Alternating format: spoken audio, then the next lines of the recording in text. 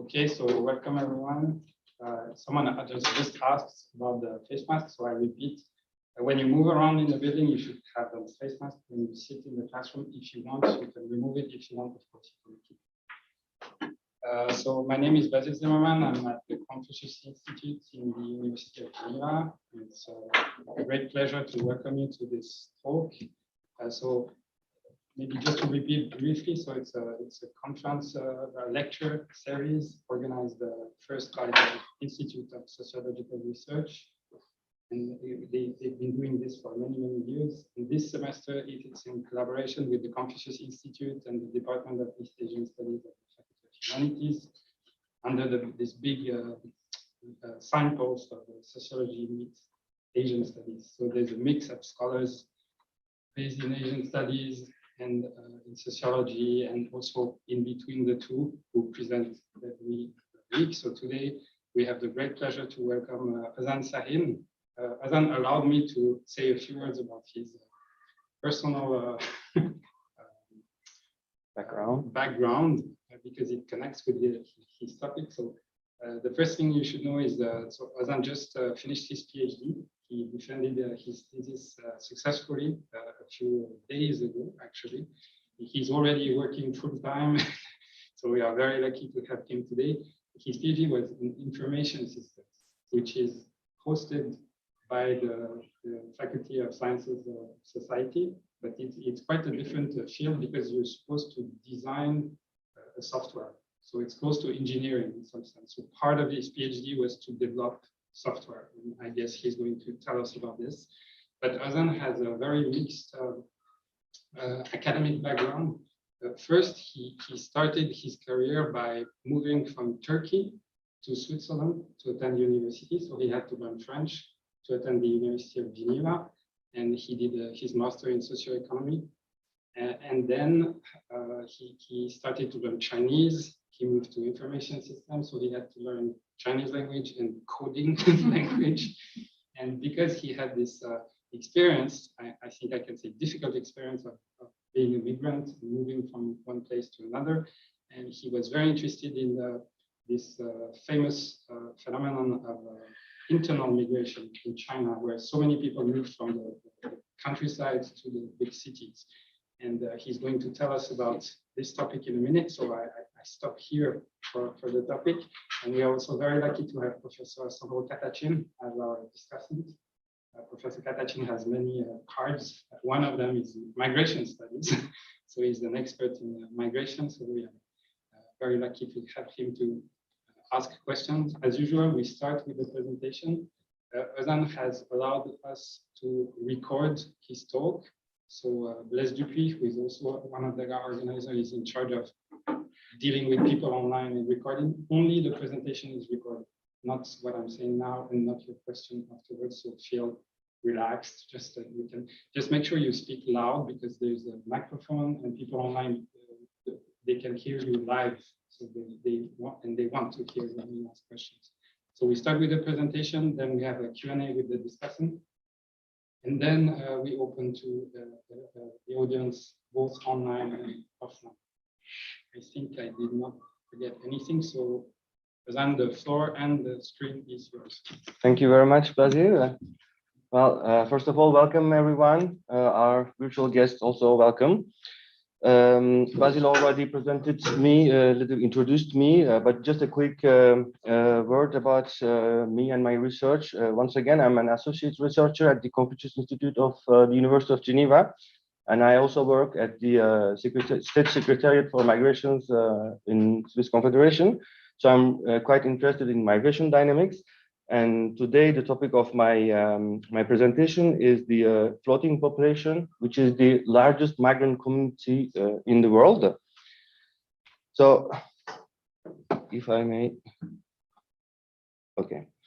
So here is the content of my 40 minutes or so presentation today. First, I will talk about the tendencies in internal migration dynamics in China. And then I will introduce the floating populations and the problematics related to this entity. which will lead me to talk about the barriers contributing to the marginalization of the members of the floating population.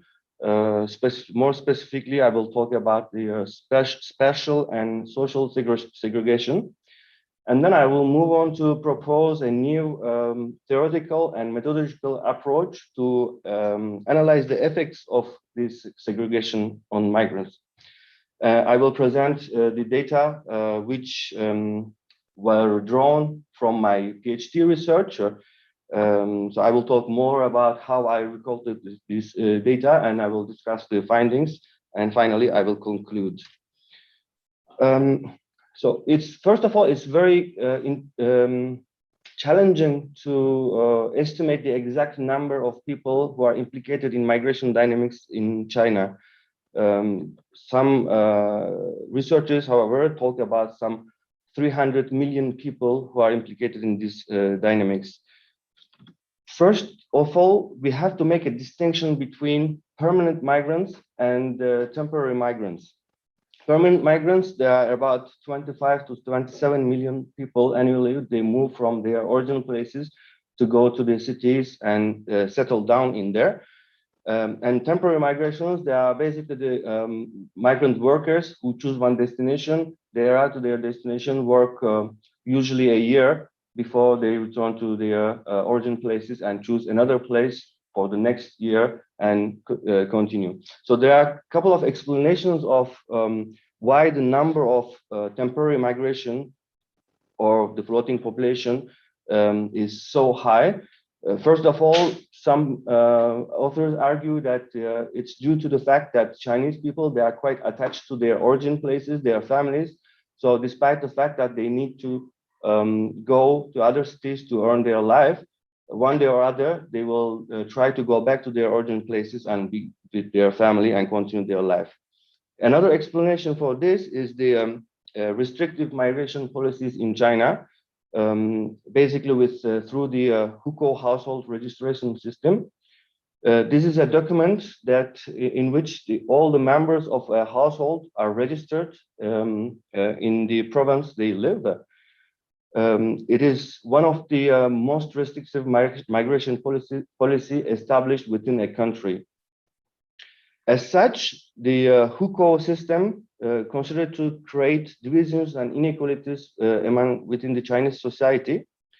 The first division is between the rural and urban population. So if someone was born in a rural area, obtains a rural hukou, so he can only exercise agricultural activities. On the other side, if someone was born in the city, is considered as an urban citizen, that person is allowed to work in industrial sector as well. The second distinction between the population is that the hukou determines in which province one can live and work and get access to public services. The main reason why the floating population number is so high, at least for me, is due directly to this hukou regulation. And this distinction between people who have local hukou and who have hukou from other provinces becomes problematic. In the sense that, first of all, as we may have already understood, we call the floating population for those who do not have the local hukou in their destination places. However, the term has also pejorative interpretations. For example, some people, they believe that these members of floating population do not belong to the city and they shouldn't be there. They should leave the city. So this gives bad interpretations for some local authorities and residents, native residents, who consider the members of the floating population as poor, dirty, and ignorant. However, this view is quite problematic because here we are talking about near 250 million people who have different backgrounds, diverse profiles. So their profile may change with regards to their socioeconomic backgrounds, their education levels, their places of origin, or even motivation for migration. There used to be time that most of the floating populations, they were migrant workers, but with the years, over the years, there has been a quite change in the motivations of the migrants who go to the cities for other purposes than just working in there. So this simplified understanding of migration of migrant populations and the constraints of the hukou regulation are pushing constantly the members of the floating population out of the Chinese society. In the end, a lot of migrants they experience spatial and social segregation, which I would like to propose an analysis of it now. So first of all, with regards to spatial segregation, it is basically due to the fact that most migrants cannot get decent housing due to some factors such as they have low income, their earnings is with regards to the local population is so low that they simply cannot afford to rent a house. On the other hand, they are also discriminated from the landlords. Here I may mention a personal experience. I lived in Beijing. When I went there to do my field work, I was looking for a house, for an apartment, and I visited many of them. And the final apartment that I rented, the owner told me that she was happy that a foreigner rented her house because she believed that migrants, Chinese migrants, they keep the apartment so dirty. So she didn't have the intention to rent out her apartment to Chinese migrants, and she preferred to rent it to a foreigner. So when this is the case, migrants, they cannot get access to the normal housing in the city. So they tend to live in collective dormitories, which are usually provided by their employers, or what is called the urban villages. So these urban villages these are the places where migrants from same regions they live and work in an area which is closed, which has no access from outside. Only migrants living and working in these places they can go and live in there, and which makes a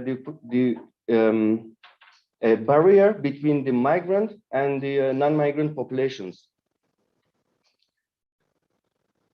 The spatial segregation of migrants in Beijing was not a concern until the 1980s, because prior to this period, it was not possible for Chinese citizens to freely move within the country because of this hukou regulation. So after the opening of the economy and the reforms, there has been gradually the government started easing the restrictions with the hukou. So at that time, a lot of migrants, they started to move to the industrial cities such as Shanghai, Guangdong, or Beijing as a capital city, which attracted a lot of migrants. Well, here is what I just said. And with the arrival of these migrants, authorities, they started to see the urban villages emerging in different places of the city. These places started to have an autonomous internal functioning, which scared the authorities, and they started to first of all, they started to make incentives for migrants to go back to their origin places. When it wasn't the case, they started destroying these places. So I would like to show you some images from these segregated areas. It was something like this. As you see, there is is only the we can see only the entrance places, but it's actually a huge place. And inside you have shopping centers, factories, dormitories, and a lot of things. So one, living in these areas do not need to go outside and interact with the local population. They can stay there as long as they want and just continue their lives in there. But as I said, this started becoming a threat for the local authorities. They started believing that migrants accumulated a lot of power within these segregated zones.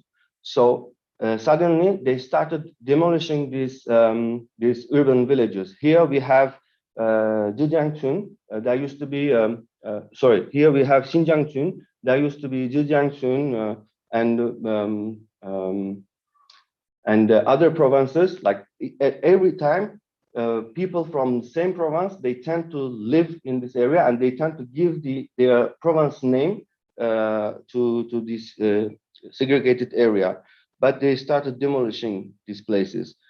Nowadays, migrants, they tend to live still in segregated zones, but they are not, like before, they are not close to the outside environment, except that they are outside of the city center. Here, we can see the city center of Beijing. On the right side, we have the industrial sites and some embassies which welcomed a lot of foreigners. So suddenly, the people living in those places, they tend to be like rich people who have the means to rent expensive housings in those places. But migrants, as mentioned, they do not have this possibility. So they tend to go outside of the city. Here you have the Dahomey, which is on subway around, which takes 1.5 hours or 2 hours to access the city center. And this is still closed. Even more in the south, you have Dashing area where most of the migrants, they are concentrated. But people who live in there, they do not even consider themselves living in Beijing because it's closer to Hebei province than the Beijing province. So, because this is the case, then migrants, they do not have any interaction or any communication with the local population. Now I will pass on to social segregation of the floating population. Because they are living outside of the mainstream society, they do not have the possibility to develop social relations with the local residents because of their isolated lifestyles, but also because of the linguistic and cultural differences. It's not a secret that China is a very big country and a lot of cultural differences within the country and linguistic differences. It might be the case that some migrants, they do not even understand the Mandarin, the Putonghua, to able to efficiently communicate with the local population. They also tend to not to participate in not to have leisure activities because of the fact that they work excessive hours and they have no time for this, but also it's because they want to earn as much money as they can and save it until the time that they return their home. And most of the times already, their salary is not paid per month, but at the end of their migration period, usually 1 year. And finally, we can see that migrants in China, the internal migrants in China, show no attachment or commitment to the destination societies, so they do not invest in their social relations with the others. On the other side, this social segregation exists not only between migrant and non-migrant populations, but within the migrants communities themselves. Because again, migrants, for example, migrants from Xinjiang provinces, they are Muslim, they speak their own language, and they have cultural differences. Even migrants from Hebei province, which surrounds Beijing, which is considered to be the closest province to Beijing. They do understand Putonghua, the Mandarin, but still they have a lot of cultural differences. Notably, they have their own cuisine, their own food, and they think that food in Beijing is uneatable, so they prefer eating their own food, and they stay within their community. Some authors argue that migrant communities, they are disorganized because they do not share a common culture or common values that leads to the lack of their mutual understanding between their migrant communities and the local population. So my question here is that how can we study to answer the question how well migrants and non-migrants groups understand each other? To answer this question, I would like to propose two theoretical frameworks which come from this science and technology studies, and a relatively new methodology, which is quite interesting in my opinion. First of all, I would like to use the theory of interactional expertise from Harry Collins and Robert Evans from Cardiff University. This interactional expertise accentuates on the distinction between physical and linguistic practices. So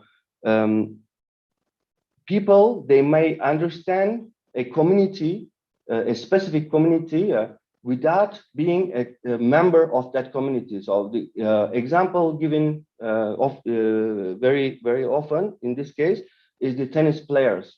So I do not play tennis, but I do watch tennis. I do have an understanding of the rules of the game. So this doesn't prevent me to make comments to understand a tennis game. I don't need to play concretely tennis myself physically to be able to understand this practice. But on the other hand, interactional expertise emphasizes on the prolonged interactions with the genuine members of a given community.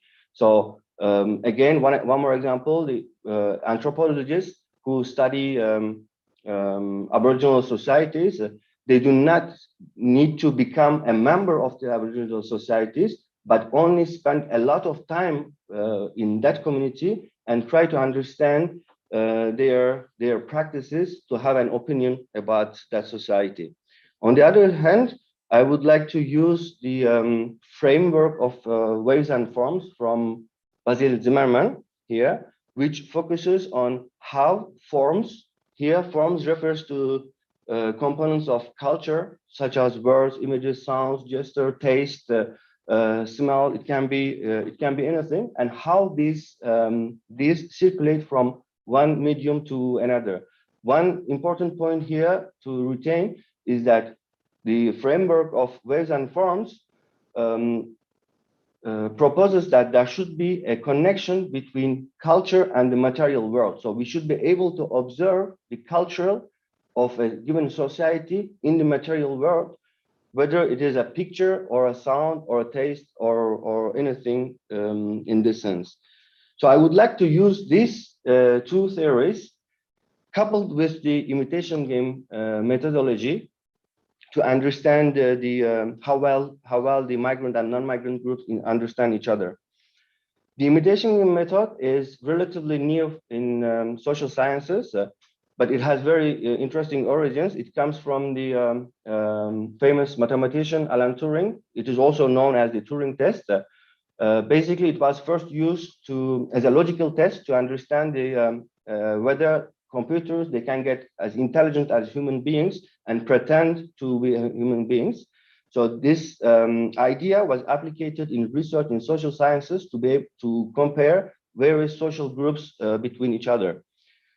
A specific software was developed to use the imitation game.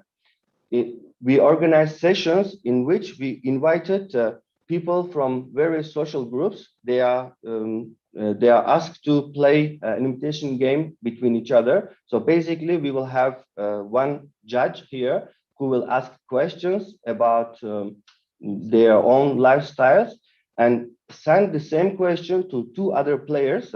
One is a non-pretender, meaning that it is another individual from the same group as the judge is. For example, if the judge here is a Beijinger, the non-pretender is also a non-Beijinger. And on the other hand, we have a pretender who is a person who is not a Beijinger, who is a migrant, who will try to pretend in their answer that that person belongs also to the same group as the judge is. The idea behind this methodology is that if a person can successfully pretend to be a member of a society, although that person is not a genuine member, this is a signification of the fact that that person has a deep understanding of that society. So this is why I would like to use the imitation game method, based on the results of the imitation game, interpret the level of understanding between migrant communities, among migrant communities, and migrant and non-migrant communities. The concrete idea was applicate the methodology in Beijing and invite people who identify themselves as Beijingers and those who identify themselves non-Beijingers. So I did not, at any stage, I did not ask people to identify themselves as a migrant or not migrant, or based on their hukou, because hukou might be a false indication. Some people, they can change their hukou after certain years of living in Beijing. That's why we ask people to self-identify whether they belong to Beijingers or non-Beijingers. So throughout the games, these people, they were connected to each other. Here, for example, we have a Beijing person at the top, ask one question to a non-Beijinger and a Beijinger, and receives the answer and try to identify which answer come from whom. So I managed to organize 23 sessions of imitation games. 2 of this was with the by using the initial software, which was developed around 10 years ago at the Cardiff University. But the software presented some weakness. It wasn't very entertaining, and it was in English. We managed to translate it into Chinese, but many participants struggled in understanding the rules of the game. So the results we obtained, it wasn't quite interesting and rich. So that led me to develop a new software specifically designed for Chinese users that they could use to create one imitation game and play at distance without being able without being obliged to be in the same room with the others. So with this new software, I managed to organize 21 imitation game sessions, to which there was more than 80 participants, Beijingers and non-Beijingers. But because of the complications, well, developing a software itself is a very complicated task, but applicating that software in China, where there are a lot of restrictions in terms of internet access, was another source of problem. So that's why many sessions they stop in the middle. So only 14 of them was completely finished, and in the end, I was able to register on the one side quantitative data, which are the identification rate that indicates the judge's success in identifying correctly who the pretender is. On the other side, there was a pass rate. It indicates the success of pretenders to be member of the opposing group. And on the side of qualitative data, the software records all the questions and answers provided during the game. In my case, there was 272 expert questions because all the questions, they were answered twice, once by a Beijinger, once by a non-Beijinger. There was 544 answers. I know that it's not the exact number because in one or two cases, the players, they just sent an empty text zone. They didn't provide any answers. So this is why there's the difference. The judges were also asked to indicate why they made their choices about the pretender. So we recorded these also, which constitute the additional data.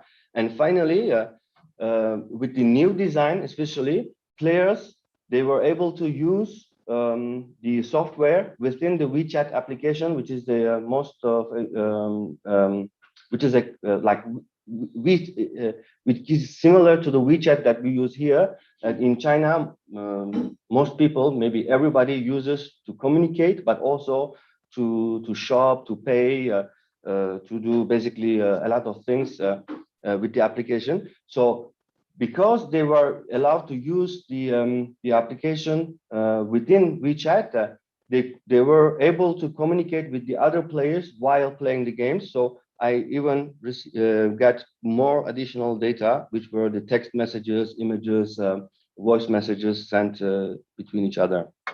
The findings, there was in total 56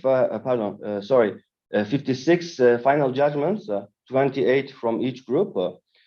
On the side of non-Beijing participants, they answered 15 correct. They didn't answer, actually. They identified 15 pretenders in their game. 10 of them, they were wrong, and 3 of them counted as they do not know.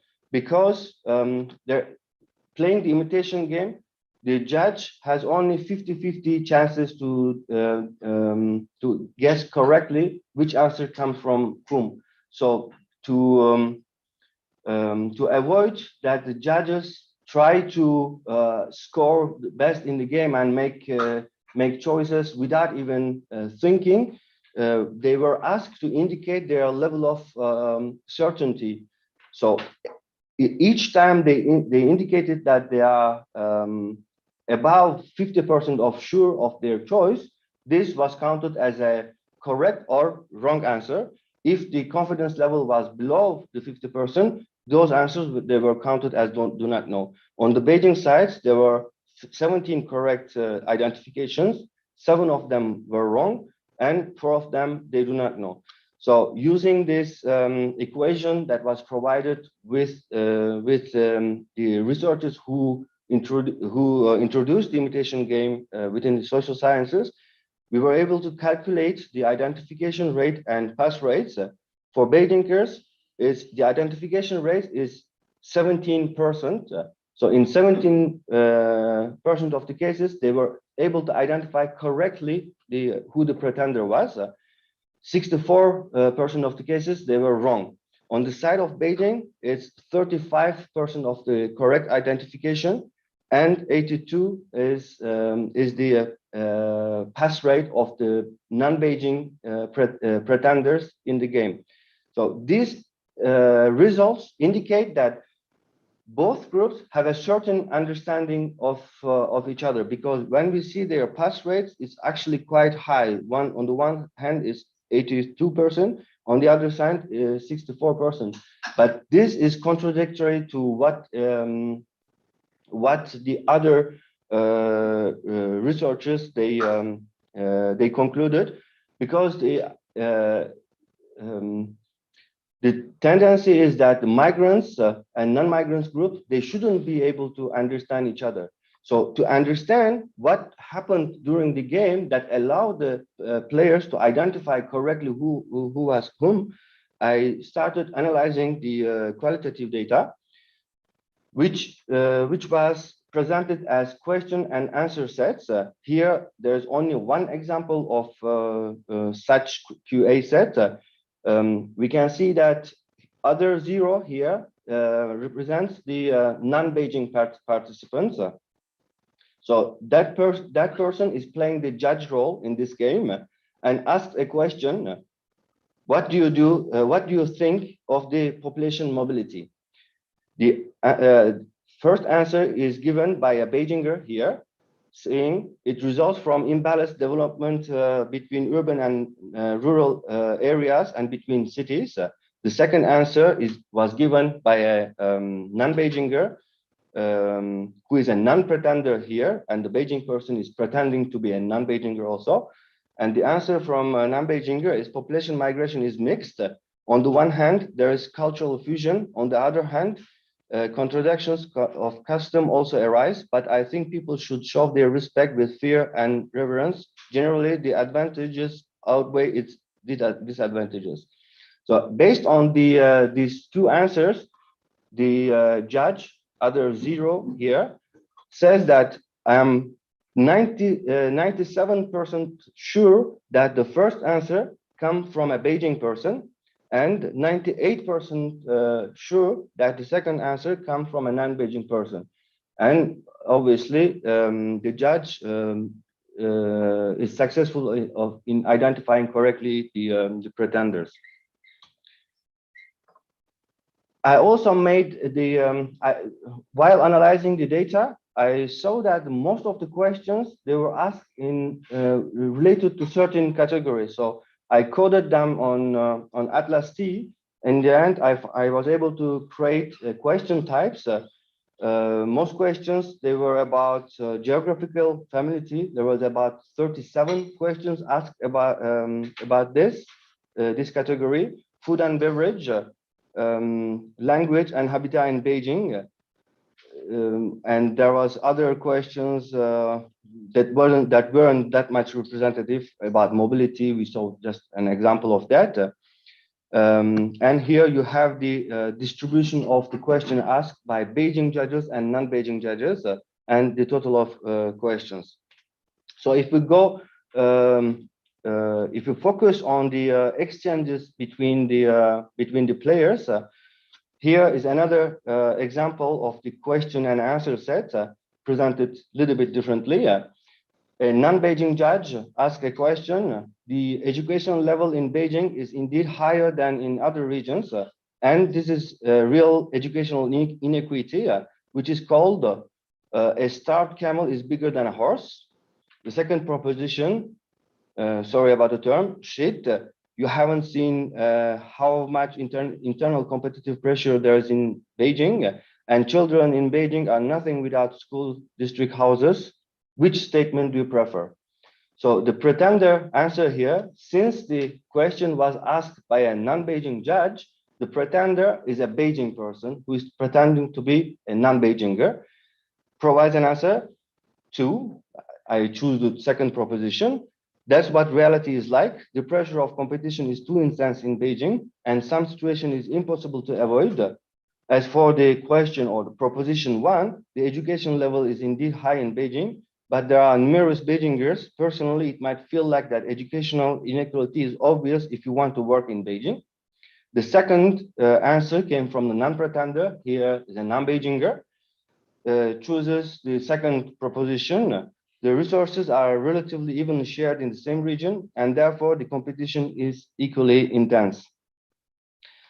Again, the person was able to identify correctly the judges, but what I'm interested in here is that we can see that all three players, they are aware of inequalities between migrants and non-migrant populations, but everyone sees the question from their side. Non-Beijingers, they feel discriminated in accessing education, and Beijingers, they feel that even if that's the case, this competition concerns us also, so we also experience inequalities. But somehow, the person, the judge who asked this question, was able to identify the pretender, which I find very interesting, because based on these two answers, me personally, I would go for the pretender answer as a non-Beijinger answer. But I think that depends on how everyone interprets these questions. Oops, sorry. Here is another example of the QA sets. Do you agree with the merge of the Xuanwu district and Xizang district? To be able to answer this question, one first need to have enough information about what happened. So I did not have any information about this. So did not the pretender, who is a non-Beijinger here. Because the person is pretending, just says I agree without giving any other information. But the non-pretender, who is a Beijinger, knows what he is talking about or she is talking about. I think that as a Xuanwu person, I definitely agree, because there are many good schools in Xizang district and students have more choices to go to school. But I live in Fengtai, I actually don't care. So because the second answer was more developed here, the judge who asked this question made the correct identification, but in the comments about the reason why the judge made this choice is that comparing the two answers, response 2 is closer to the correct answer. It's closer, it's not exactly the correct answer, but the person who gave the answer 1 indicates that he didn't know the true situation. So this actually basically, this example shows that migrants do not have enough information about local politics and they are not able to talk about this politics. What about the vision that these groups, migrant and non-migrant groups, have about each other? So here is a typical question about the migration. What, in your opinion, what is the influence of outsiders to Beijing? Do you think that Beijingers are friendly to them?